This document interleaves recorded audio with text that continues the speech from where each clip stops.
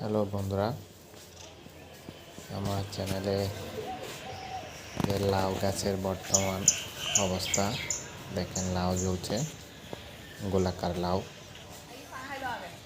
এছাড়া আরেক রকমের লাউ আছে, লম্বাটে, এটা একটু পরেই দেখাচ্ছি। এছাড়া আমার 3টা লাউ গাছে অসংখ্য লাউয়ের ফুল এবং মুকুল রয়েছে।